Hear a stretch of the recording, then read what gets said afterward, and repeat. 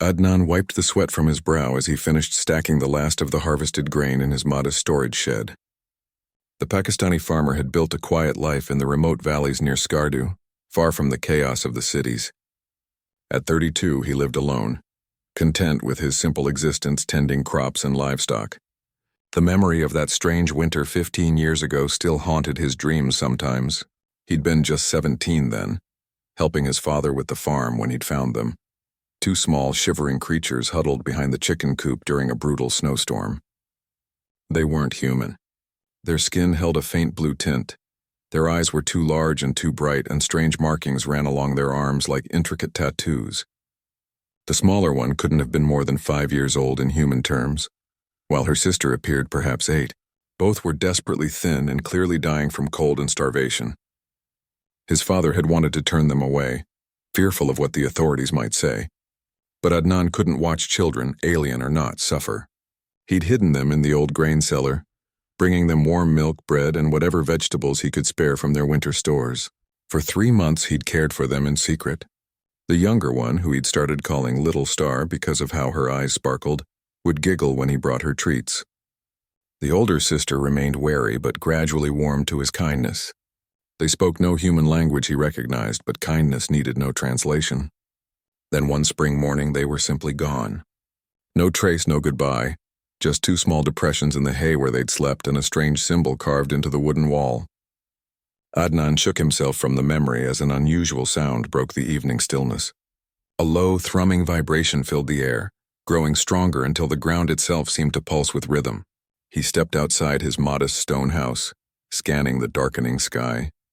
3 sleek craft descended from the clouds, their hulls gleaming with an otherworldly metal that seemed to bend light around it. They landed silently in his wheat field, and Adnan's heart hammered as he recognized the same strange symbols he'd seen carved in his grain cellar years ago. A ramp extended from the central ship and 2 figures emerged. They were tall now, easily 6 feet with the lean build of seasoned warriors. Advanced armor covered their bodies and energy weapons hung at their sides. But Adnan recognized those eyes immediately, bright, intelligent, and unmistakably familiar.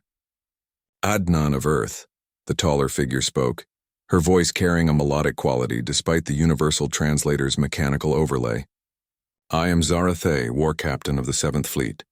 This is my battle sister, Lyraneth. The shorter one stepped forward, and despite her intimidating appearance, Adnan caught a glimpse of the little girl who used to giggle at his silly faces.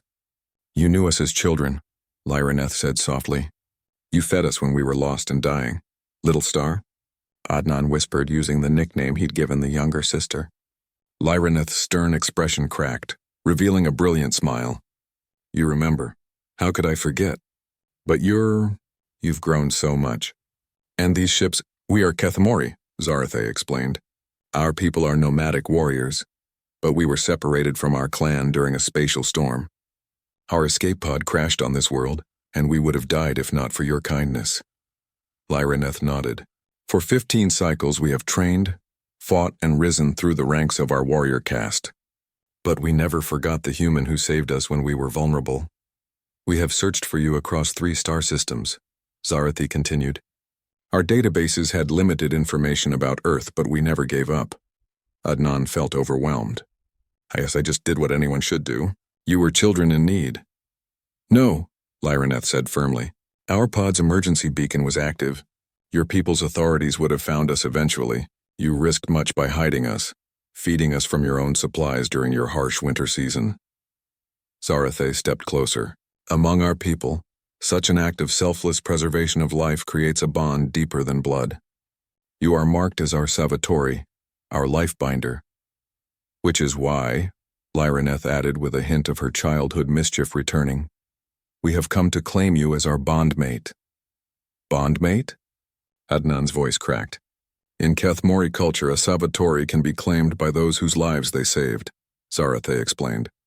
It is the highest honor. You would join our clan, share in our victories, and be protected by our strength. But I'm just a farmer. I don't know anything about space travel or fighting. Lyraneth laughed, a sound like silver bells. You think we want you to be a warrior? Adnan, you showed us something our people rarely see. Compassion without expectation of reward.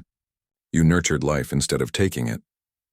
Our clan needs someone who understands the value of growth, of patience, Zarathe added. We are too quick to solve problems with weapons. You solved them with wisdom and care. Adnan looked around at his simple farm, then back at the magnificent ships. What about my life here? Earth will endure without one farmer, Lyraneth said gently. But our clan, scattered across the stars, always fighting, always moving. We need someone to remind us what we're fighting to protect. Zarathe extended her hand. You gave us life when we needed it most. Now let us give you the stars. As Adnan reached out to take her hand, he realized this wasn't an ending but a beginning.